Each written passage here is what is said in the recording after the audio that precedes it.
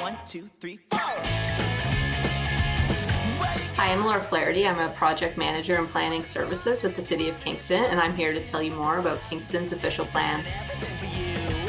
Hi, I'm Matt Kussin. I'm a manager of transportation policy and programs with Transportation and Transit, and I'm here to tell you more about the Integrated Mobility Plan. Welcome back to Tell Me More, the podcast that knows planning comes first and transportation typically follows land use. Do you ever find yourself in a part of the city wondering just how it came to be? Not like who built the buildings, but more foundational than that. Like, why did somebody decide to build anything there? Why did they build a store here, housing there, a warehouse down that way? Why are the roads laid out the way they are? I'm going to drastically oversimplify here a bit, but it's planning. One of the core things that any city or municipality does is plan for how best to use the land within its boundaries. Planning decisions made 10, 20, 50, or more years ago continue to shape much of your daily life, like your route to work, the buildings in your neighborhood, the layout of the city, and so much more. So today I'm really excited because because I like to plan and I like policy, and I have with me two people who are helping to guide the city's official plan and integrated mobility plan process. So these plans will help guide us forward for the next 25 or so years until 2051. They make up what we're calling YG22OK. So what's involved? How do we do this? And how can you contribute? Well, I've got Laura, city planner for the city, who's here, who's leading much of the update work, and Matt, who's manager of transportation and transit at the city, and he's leading the mobility planning side. And they're both here to tell us some more. So, Laura, Matt, thank you so much for joining me today. I want to start off with a round of introductions. So let's start with Laura and then Matt. If you could just tell our listeners who you are, what you do, and your role in this project, please. Yeah, thanks, Autumn. It's great to be here. My name's Laura Flaherty. I'm a project manager in planning services, and really that means I'm a city planner and I write planning policy. So my role in the project, I'm managing the upcoming official plan project. So I will be helping to manage consultants, doing background work, and ensuring that we're bringing all of the various technical departments together to help support the creation of the plan. And then I'm also charged with writing the actual policies themselves and helping to ensure that our mapping aligns with the way that we've written the policies. That's a lot. There's a little bit of herding cats in there too, it sounds like. Matt? Yeah, hi everyone. It's great to be back. Thanks Autumn for having us on. Yeah, so our team's role is really twofold. First, we're responsible for helping to put together some of the long range transportation plans and policies for the city. And what that really boils down to is how people of all ages and abilities get to where they need to go, and what does that experience look like? So how do we balance a number of competing priorities within a confined space, often constrained by the width that we have to work within? How do we balance a number of those competing priorities and different experiences that people may have with getting around? How do we keep road users safe? So we really try and answer all of those questions through policies, from direction from city council, from feedback that we get from residents, and trying to propose creative solutions within the confines of the rules and regulations that are in place in Ontario. And so from that, we try and build those long-term plans that try and reflect that vision. The second part is around programs, and specifically road safety programs. So this is the aspect that maybe residents would have more familiarity with, programs like our traffic calming program, our crossing guard program. So this fits in with our broader department's role and some of the plans and operations that we have, like Kingston Transit and enforcement programs, like our red light camera program, that all support this vision and these longer term plans that are put in place. So my role in the project is in the development of the integrated mobility plan, which I'm sure we'll get to talk lots about today. Yeah, lots. Very interested in the planning, both for the policy pieces and also the planning for the programs that you're going to have to implement and expand, as well as the infrastructure. It's not just, asphalt or sidewalks. So I talked in the intro a teeny bit about what the official plan, the integrated mobility plans are, but I'm not a planner, and would love it if you both could walk me through in the simplest way you can. So we'll start with the official plan. So what is an official plan? Why should people care? Yeah, thanks, Autumn. I guess obviously I'll be the one that's diving into that Yeah. OP question. So an official plan, or what we call the OP, is really the key policy guiding how Kingston grows in the future. So it plans where new housing or businesses, farms or offices and stores will be located. And it gives us the ability to create other plans for the services we need to support those places, like roads, water pipes, sewers, parks, and community centers. So the OP helps us figure out when and in what order parts of the community will grow based on these services. The OP is also pretty special in that it helps to identify and protect the things that make Kingston really special and a great Mm, place to live. So we're able to identify things like our natural heritage, so the natural environment, and also our cultural heritage, and figure out how we can best protect those things as the city continues to grow and development. So the key thing about the OP is that all decisions of council related to growth and development must conform with the OP. So it really mm. is like the most important policy that guides what happens on the ground in the future, because any decisions related to that growth made by council have to conform with the OP. So it's very foundational. It's like the rule book that everybody at the city, including council and future councils, will have to adhere to, huh? Absolutely, yeah. So we currently have an OP, and Hmm. when we create an OP, it's a long-term visionary, like guiding document. So it isn't something that is meant to be immediately realized all within the next 1 or 2 years. It is a Right. 25-year vision that we're creating. So this term of council will pass it, but it will still apply to future terms of council. So I guess two quick follow-ups then on that. Um, if we get, let's say we get like 10 years down the road and we find out, we need to adjust it or some of the assumptions were off or something, are we stuck or is there capacity to modify it or? Yeah, we're absolutely not stuck. Oh, So good. recognizing that things are always changing.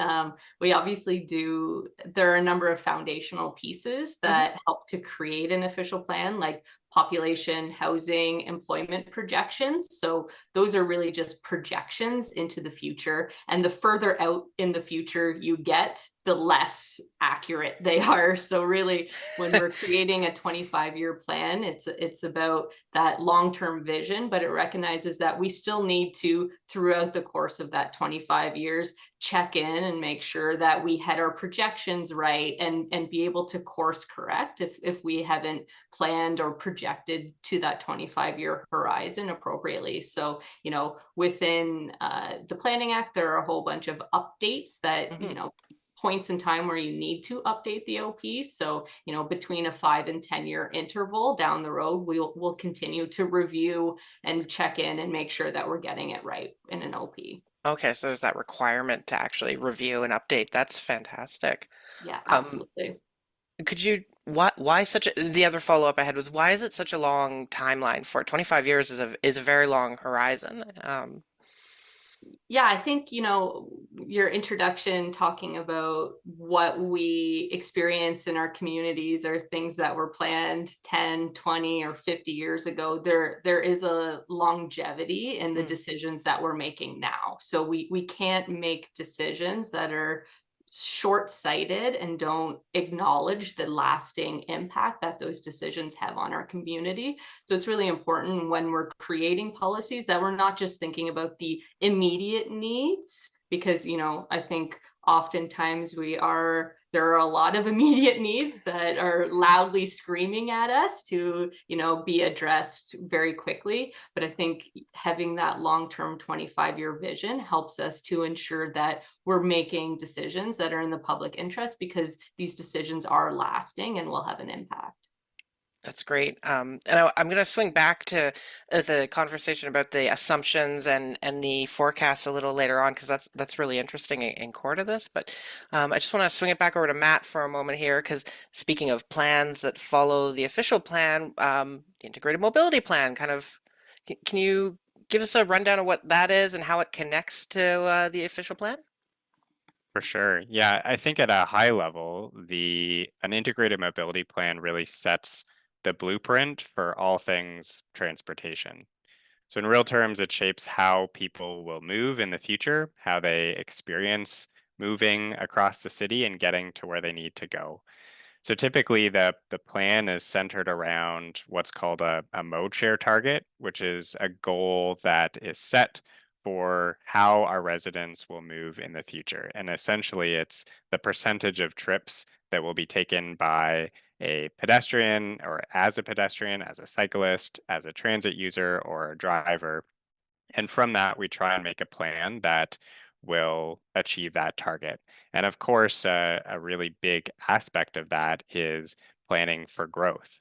There's considerable growth that is contemplated, as you said in your introduction, and ensuring that that growth is translating into trips that are sustainable, that can be accommodated within our existing network, or where there are areas where we'll need to make some improvements.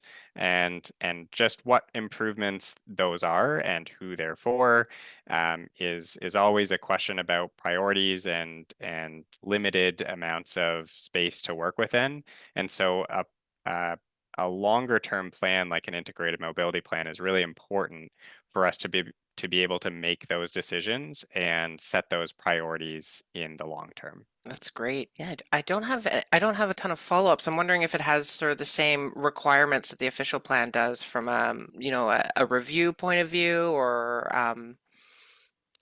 if it's something that we come back to over the course of the next, 2.5 decades. Yeah, it's a very long-term plan, very similar to what Laura mentioned about how critical that long-term vision is. It's very similar on the transportation side of things. When you think about some of the outcomes or deliverables of an integrated mobility plan and some of the work that we do, it's really a wide range of timeframes. So it could be anything that is a signage project or a policy project that is a shorter term change that we can make relatively quickly. Hmm. There might be a bit of a longer term timeline for something like pedestrian crossing that's being constructed, or another connection that's being made. Even further to that, you look at something like Bay Ridge corridor, active Hmm. transportation cycling corridor that is a multi-year effort to create a full connection along a major road from an active transportation perspective. That takes place over a number of years, and then you zoom out even further to connections citywide. That takes place over a long period of time. And similar again to what Laura said about, there are so many changes and priorities that we want to focus on and we want to do it all quickly. But ultimately, to make some of these really substantial changes, it does take time. So having that long-term vision out to 2051, even though it is very difficult to conceptualize, we certainly don't have a crystal ball in terms of what exactly that will look like. But it is a vision that we need to project out to because there are so many priorities that we're focusing on. And similarly, there is always opportunity, for us to revisit that. It's not intended to be a static plan.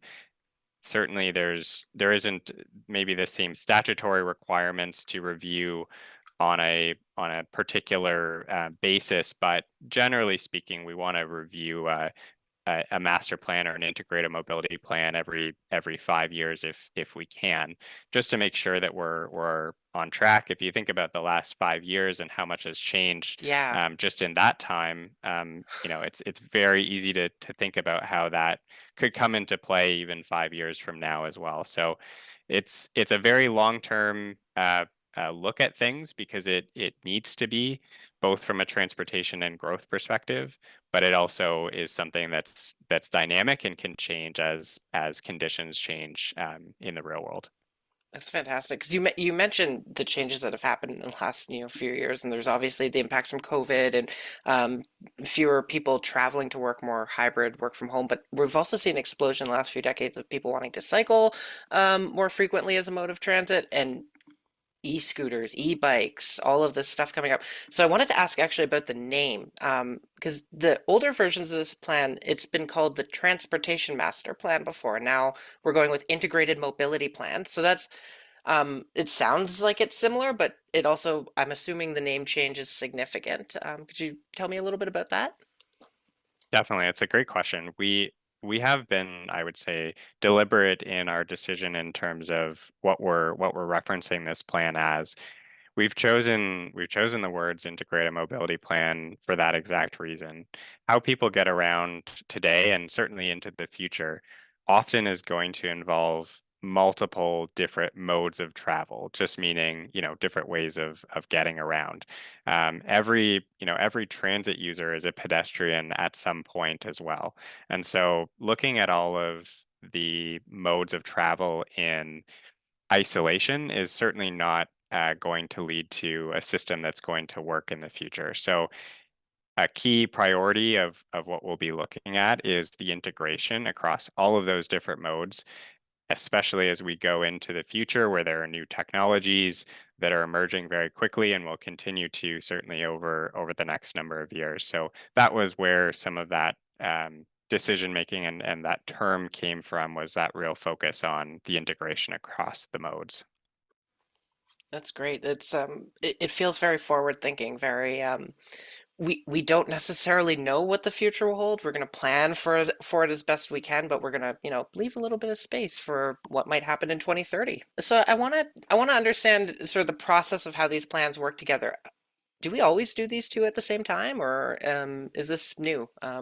Laura, Matt, whoever wants to go in. I guess I can jump in first and maybe invite Matt to follow up. So I think, this is the first time in City of Kingston's history that we've really very intentionally integrated fully an official plan project at the same time as the integrated mobility plan project. And I think there are a lot of reasons and strategic reasons to do so. So I think inherently land use and transportation are connected in every way. We want to put people where they have access to appropriate transportation facilities and That makes services. sense. So, when we're planning for how and where the city's going to grow in the future, the very first thing we ask is where's the transit and where are the bike lanes and where are the cars and how are people going to move around to get from location to location. So,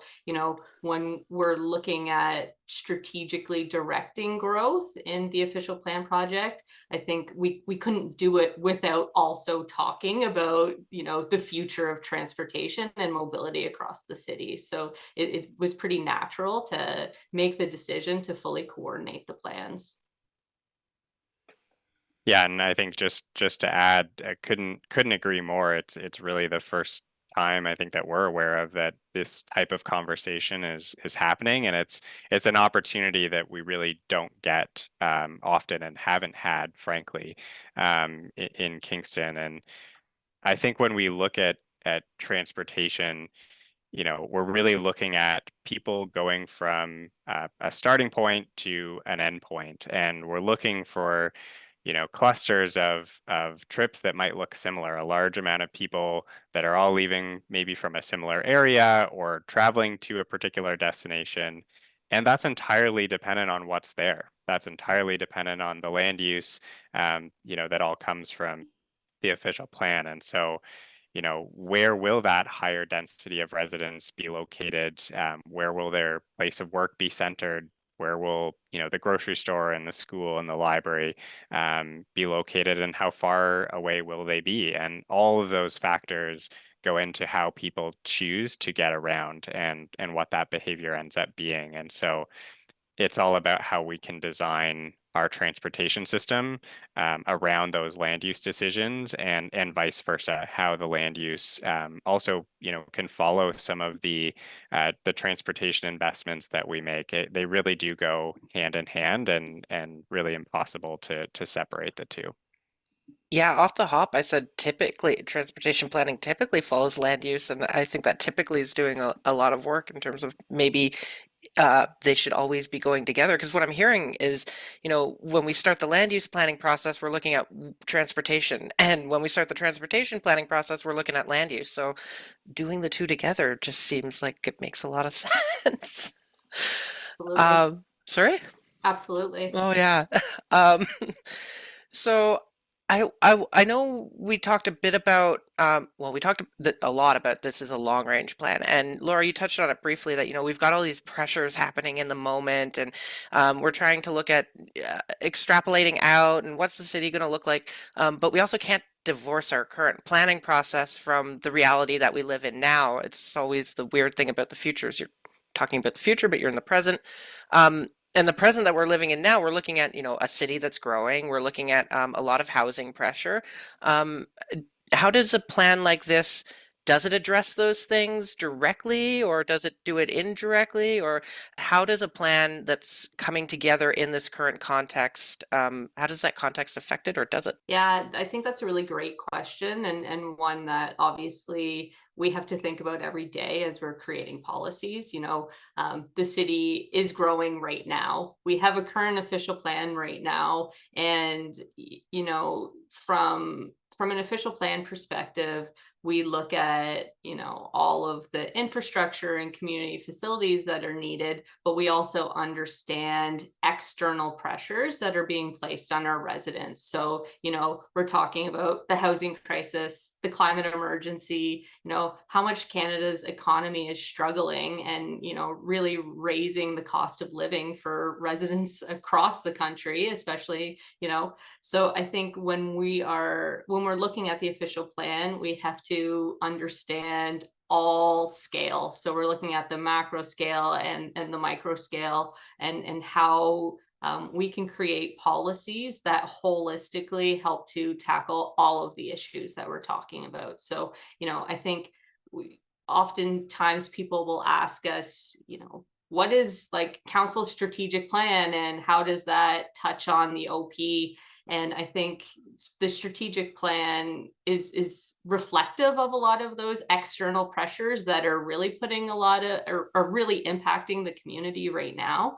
And they set a high level vision for what council expects staff to be able to achieve through various policies and regulations and programs. So when we're looking at the strategic plan, which speaks to, addressing housing affordability crisis and inclusivity and environmental stewardship and climate action, and having an active and connected community and driving inclusive economic growth, those are all these visionary ideas to help tackle the moment that we're in right now.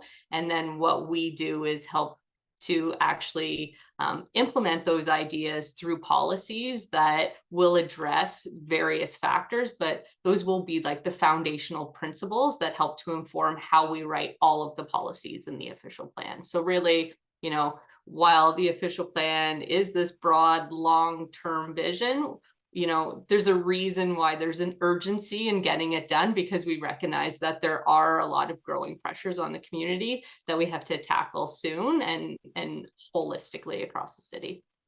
That's great. And you kind of answered another question that I'd been wondering about, which was how does a plan like this differ from something like a strategic plan? Because I had the mayor on a while back to talk about the strat plan and all the different ways that it at a high level and a very micro level will impact residents' lives. But that's a kind of a shorter term plan. It's sort of a 4 year long vision, whereas this one's much longer. And how, I guess the follow up is how might this plan impact future strategic plans or vice versa?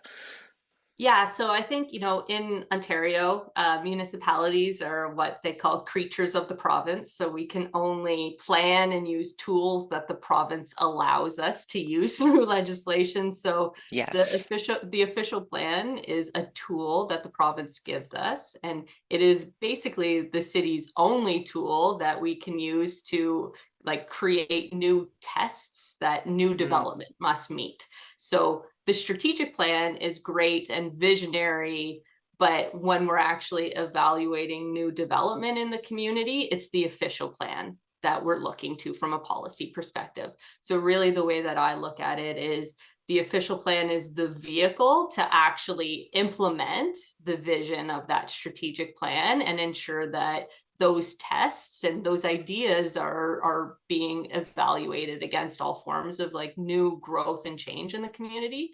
So I think when you're talking about longevity of the strategic plan, creating a new OP is actually a way to increase the longevity of that strategic plan beyond the current view of it. So certainly us taking this strategic priorities and implementing them in a 25-year official plan will help to ensure that there is longevity to those visionary ideas that were established by council through the strategic plan. And I think future council, when they're creating their strategic plan in the new terms, those would be ideas that as staff, we would ensure that we are evaluating any new strategic priorities that are identified in the future and identifying for council if there are any amendments that are required to the official plan. So the official plan is not a static document. It continues to change and evolve as the needs of our community change and evolve.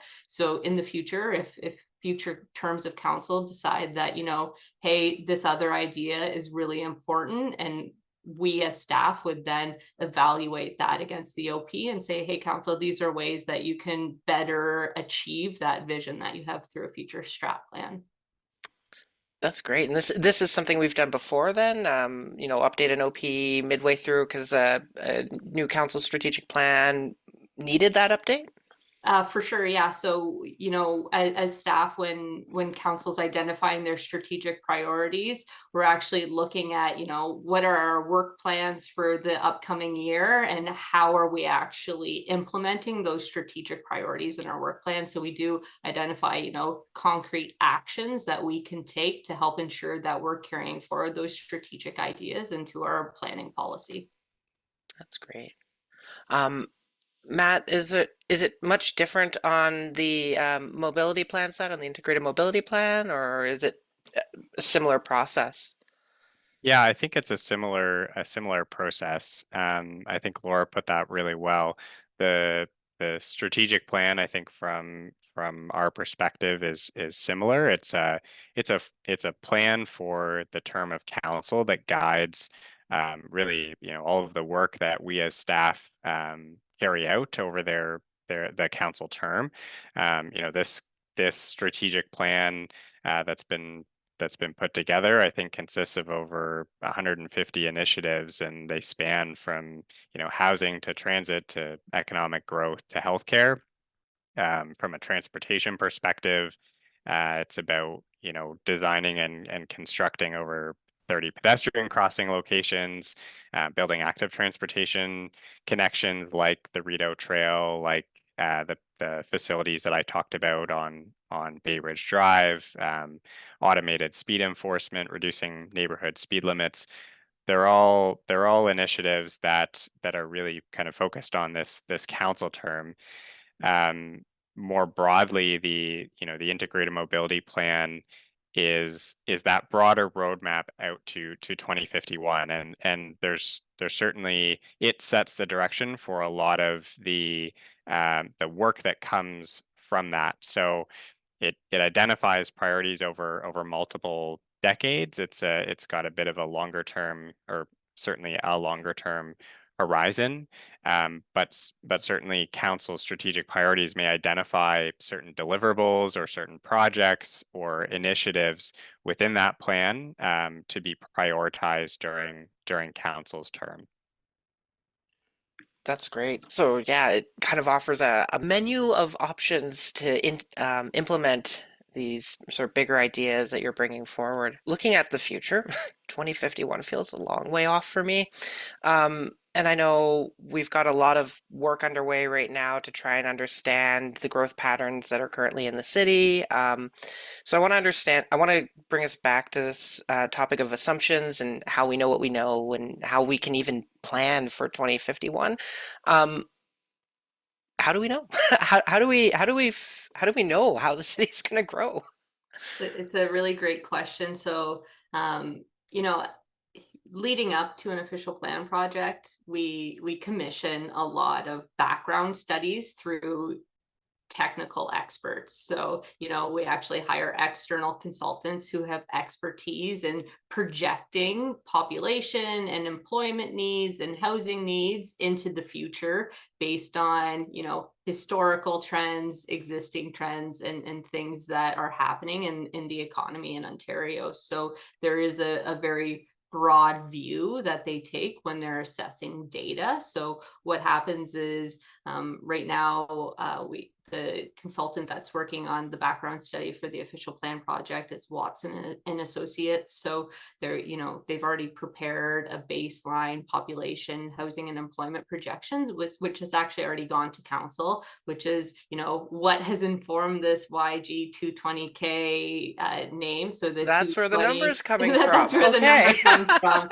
So the 220,000 is the population that the city is expected to grow to by 2051. So, being able to establish that baseline number and extrapolate how many new houses we need and how many new jobs we need to accommodate really helps us to understand and identify new areas of growth or intensification of existing areas with new uses and a new density of uses. So when we're looking at the OP, that foundational information provided by those technical experts is absolutely necessary to help ensure that our assumptions are founded on data and a thorough understanding of Kingston within the broader Ontario context and then obviously the national context. So there's a lot of work and knowledge that goes into preparing those projections,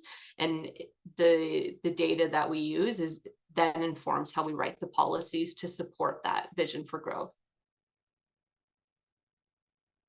We've actually got quite a bit of that growth analysis and forecasting work that's been done accessible online. If you're listening, head to getinvolved.cityofkingston.ca and search growth analysis. You'll find you can do a real deep dive into the methodology and how all this comes out. There was an information session held last year, I think June 2023, and we just had one, well, actually yesterday on the updated employment and urban land needs sort of study. So I thought that was really interesting. It's extremely technical stuff, but I know there might be some folks out there that are into that. So definitely go dig that information up, and we'll link to it in our show notes as well.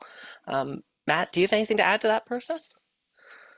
Yeah, we actually rely very heavily on the same process that Oh, good. Laura just described. So we take all of those population and employment projections, and we try and sort out how are those folks going to get around based on where they may be living, where they may be traveling to.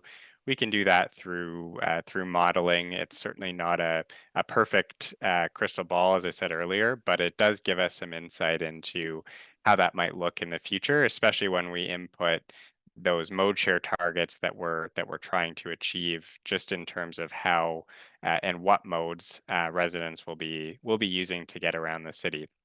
I would say what we do know heading into 2051 is that, as I said, the city is going to grow, and there will be more people that are all trying to get to where they need to go. So we know that the approach to managing existing transportation needs and accommodating growth will likely need to be different than it has been in the past, where growth in the past has typically been accommodated through widening roads.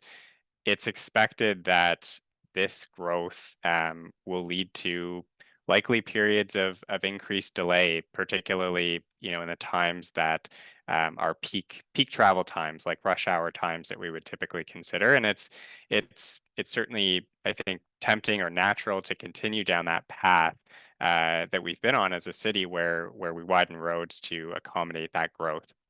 I think some of the reality that we'll see perhaps come through in this process is that we have relatively limited space and resources to be able to do this in the long term. And it doesn't necessarily lead to sustained improvements in the future. So, in order for the system to work and to accommodate that type of growth that's really envisioned over a long period of time, but really significant growth that we haven't necessarily seen, it'll be really important that growth is accommodated in a way that aligns with the climate goals of council. And that may mean that we need to try and design policies and programs and infrastructure investments to shift some trips from vehicle trips to more sustainable modes of travel. And we'll need to try and mitigate some of those delays that may be experienced with just more folks trying to get to the same places in the same amount of space in a sustainable and efficient way. So that will certainly be a big challenge, I think, for us, and certainly discussion that is just getting started in terms of what that vision may look like in the future. But it's certainly a big part of what we'll be focusing on in the integrated mobility plan going forward. It sounds like you've touched on sort of a big key thing that I think is happening there with we don't have a ton of space. There's a lot of those major roads that come into the city and you can't expand out. You can't add another lane because you'd be tearing down buildings or whatever. I'm thinking of Williamsville Main Street, that section of Princess Street that runs from sort of Concession and Bath down to Division. There's been a lot of growth there, and there's not a lot of space to expand, and there is that work underway to try and understand how better to use the space. But that's maybe an example of some of the challenges that we're already facing and might continue to face going forward, right? Absolutely. And I think, yeah, it's really about, using the space that we do have in the most efficient way possible. Mhm. And, certainly from a space perspective, if all of those trips are, being taken in a single occupancy vehicle or one person in a vehicle, that's difficult to move a lot of people certainly within a confined amount of space. With Mhm. that said, it's certainly something that is that depends on and may look different depending on the area of the city that we're talking about.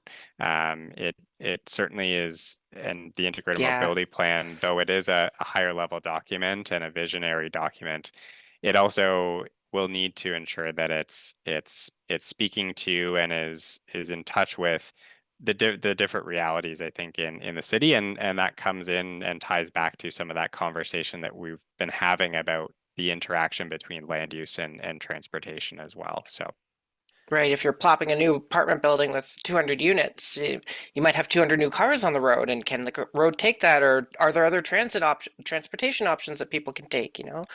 It makes a ton of sense. So I've got sort of one last question. It's an amalgam, maybe a two-part. It's a bit of a process question. I just want to understand, what does this process look like? What do we know right now, sort of, and will the community get to be involved? I'm assuming they should be. This is going to impact everybody. So yeah, if you could tell me a bit about what what the process for these plans are going to look like, maybe what we know about public involvement, that would be great. For sure. So I think, public engagement and consultation is one of the foundational components of creating a new official plan and a new integrated mobility plan project. So we've actually been working, I would say the majority of our work so far on these projects has been very focused on the engagement, consultation, and communication side of things to ensure that, public feedback and the opportunity to hear from residents about how they feel about their community in ways that we can ensure that we're protecting the things that need to be protected are reflected in the plan. So I think the focus has been on equitable and inclusive engagement processes. This process is going to look and feel very different than any engagement process that we've ever done before.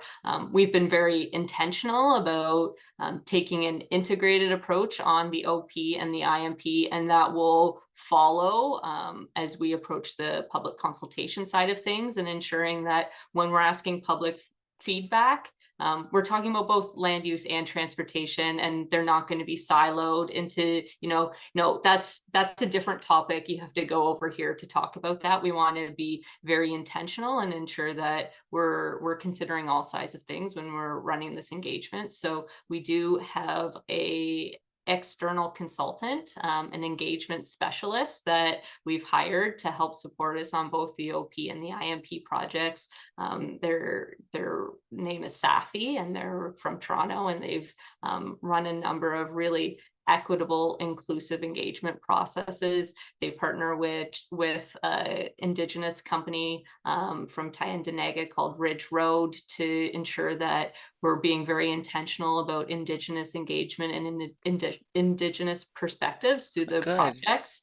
So I think, we have a lot of exciting news that we can share about engagement, and we're excited to dig into that.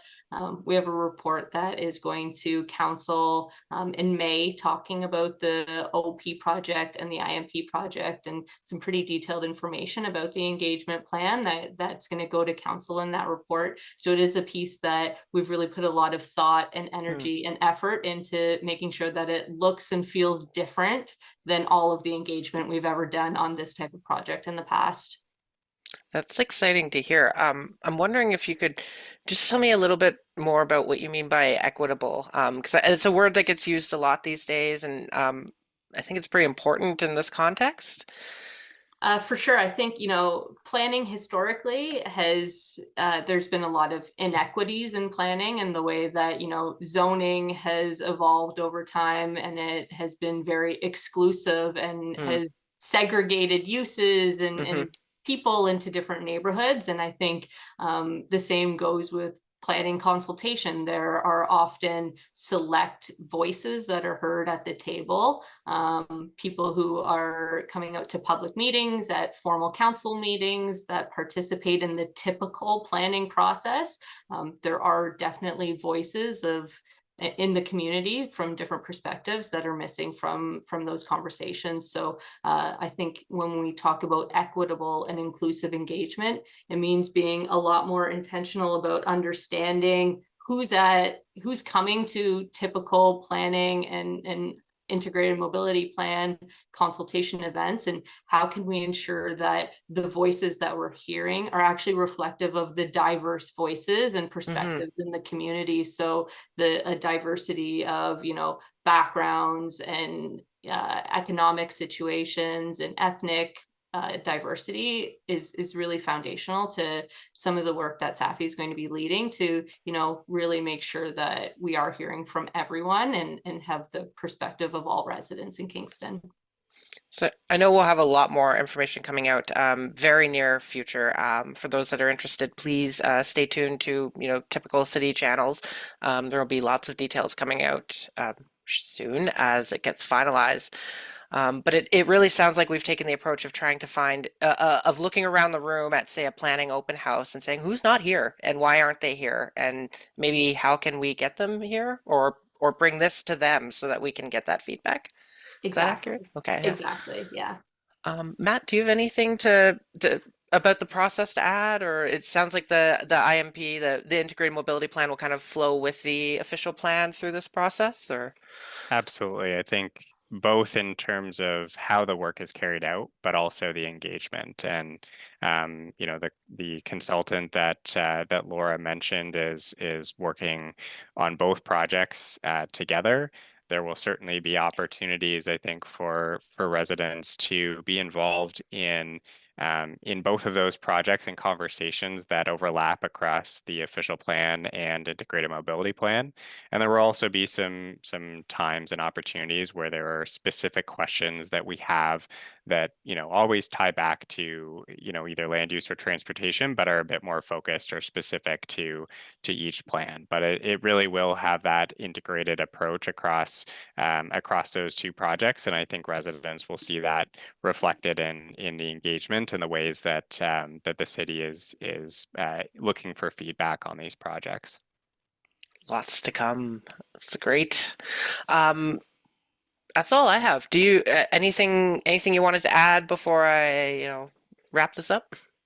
I think there's one topic that, when Matt was talking about the constrained right of ways and really Mm-hmm. the optimization of space within those right of ways, I think, from an official plan perspective, the same idea Hmm. applies. And I just, Yep. really didn't want to miss the opportunity to say that part of growing the city means reviewing the existing built up area and understanding how the use and the way that we've planned the city actually impacts like the financial sustainability of the city and taxpayers as a whole. So, I think part of the official plan and integrated mobility plan projects are based on fiscal responsibility Hmm. to taxpayers and ensuring that, as the city grows, it isn't creating an unnecessary burden on taxpayers. And the way that we do that is, taking a look at how many kilometers are being traveled by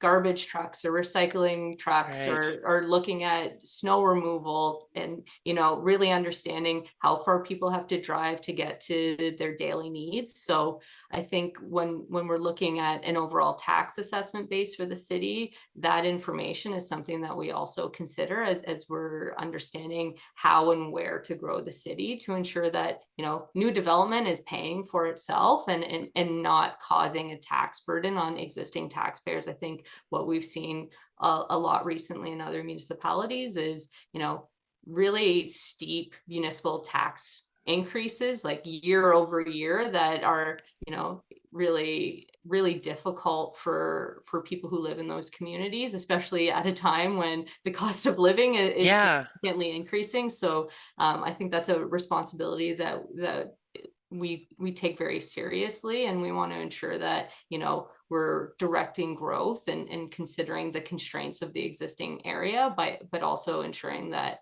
we're doing it in a fiscally and environmentally responsible way, because I think those two ideas are really connected.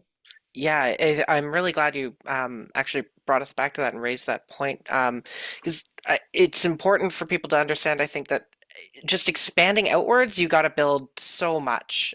There's the physical roads, the water pipes, the sewer pipes to keep that servicing standard that people expect. But then, yeah, all those other layers, the garbage truck kilometers traveled, exactly. Um, incredible considerations. Yeah. Matt, do you have anything else you wanted to add, or? I don't think so. Just that we're really excited to kick this Yeah. off. Again, these opportunities don't come around often, and it's exciting for the community, I think, to be able to play a role in how the city will look and feel, and how residents will experience it in the future. And there will be lots of difficult questions that I think we're asking, and trade-offs and balances and priorities. We're often working in a field that requires some of those difficult conversations and decisions to be made. But that's really where the community will play such an important role in setting that vision and helping us to guide the development of these plans. So really excited to be able to work on it in this integrated way. And yeah, thanks for the opportunity just to be able to talk about it. Oh, no worries. I think it is exciting. I think once in a lifetime is not quite accurate because, every 25-ish years, but very few times in a lifetime are people going to have the kind of opportunity that's come up now to contribute to the long-term, plan for the place that they live. It's kind of exciting. So to everyone out there listening, you might want to use that subscribe button if you haven't yet, because this is not the last time we'll be talking about this project. Expect to hear more on the show. This is big. It only happens every quarter century or so. And I can't express how excited you should be if you have any interest in Kingston's future. The best way to stay connected is to pop over to getinvolved.cityofkingston.ca/YG220K. I'll add that link into the show notes as well, so you can just click through. But literally all the details that we have now are there, and all the updates that we're going to add are there. You can hit a little button to subscribe to subscribe to updates, and any updates that happen on the site or in the project, they'll get emailed to you. And if you haven't had a chance yet to check out the Tell Me More backlog, please do. There's lots of great info. Last month we talked about the future of Kingston Transit and kind of alluded to this conversation about the OP, because you might be surprised to find out that the transit's future is somewhat connected to this project too. And in January, we previewed what's in store for heritage events and programming in 2024. And if you have an episode idea or topic, please email us. We're always happy to hear, or we're always happy to get submissions, and we'd like to follow up on them. Just reach out to podcasts@cityofkingston.ca. Thank you all.